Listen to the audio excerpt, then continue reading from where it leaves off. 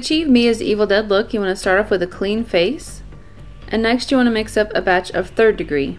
3rd degree is a 2-part silicone modeling compound that can be sculpted on the skin to mimic wounds, and it works particularly well for burns and scars, which makes it great for this look.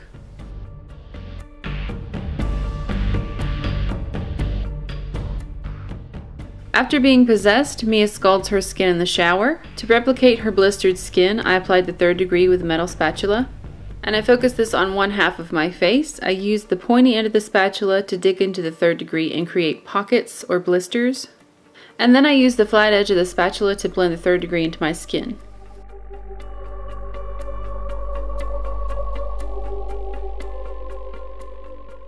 Mia has another open wound on her forehead, which I created by applying a line of 3rd degree around the edge of the wound. This ledge around the wound creates depth to the wound and makes it appear more realistic.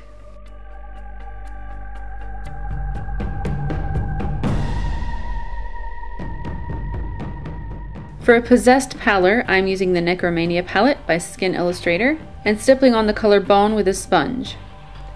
I prefer these palettes over face paints and foundations because you can control the opacity, and when you apply them over the 3rd degree, it really captures every detail of the wound.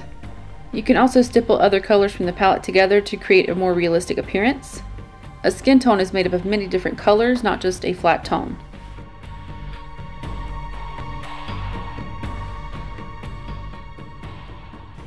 Next, I applied the Skin Illustrator Glazing Gel in Bruise Yellow, and I used a sponge to apply it in patches around my face.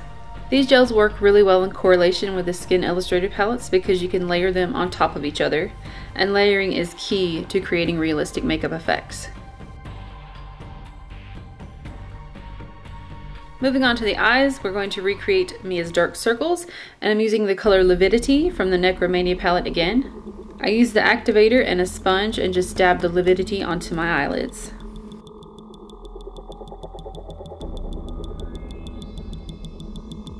Using the glazing gel in Character 1, I deepened my eye circles, and I applied the gel to the inner and outer corners of my eyes.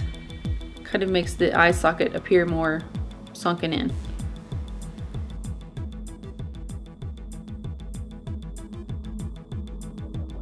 With the Onset FX palette, I colored the wounds using the blood tone and the aged blood colors. And that's one of the great things about these palettes. They already have those colors that you need right there. You don't have to go mix up a blood tone. You don't have to go mix up an aged blood color. They're right there and they're perfect.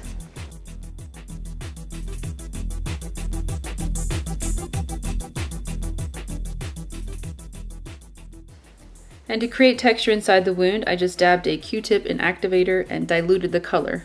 Made it look kind of textured. The eyes weren't quite sunken in enough for my taste, so I added a matte gray eyeshadow. I also went ahead and filled in my eyebrows using the same eyeshadow.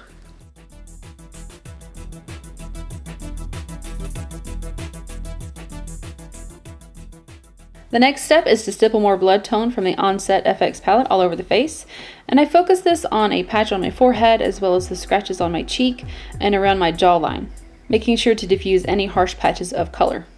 And to do this, I used a sponge and a Q-tip.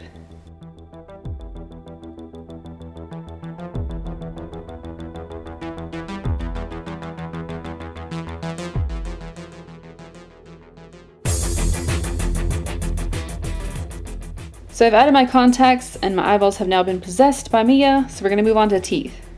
Mia's teeth are straight up gross in this movie, so I'm going to be applying a tooth lacquer. This is the Fleet Street Tooth Lacquer Palette number 1. And I'm going to be using the black lacquer from this palette. What you want to do is wipe all the moisture off your teeth and then paint the lacquer onto your teeth.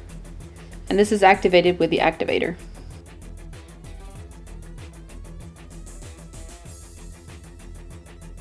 The time has come to add blood. I'm going to be using Fleet Street's Drying Blood in Dark. This blood dries to a shiny finish, which is more realistic, and you also don't have to worry about it running down your face because it sets in place.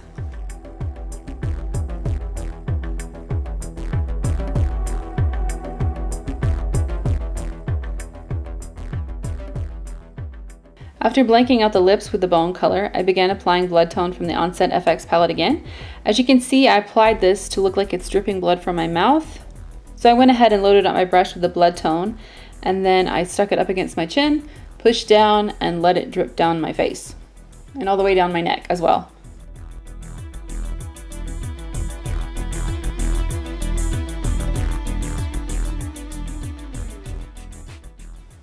And to darken it even further, I added the aged blood paint in the same manner.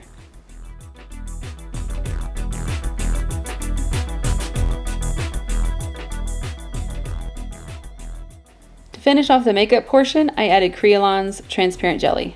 This product creates a glossy effect wherever it is applied, so since Mia is disgustingly nasty and gory, I thought it would be a good little touch. Mia's hair is quite a fright, so I added hair oil to mine and just made it as disgusting looking as I could.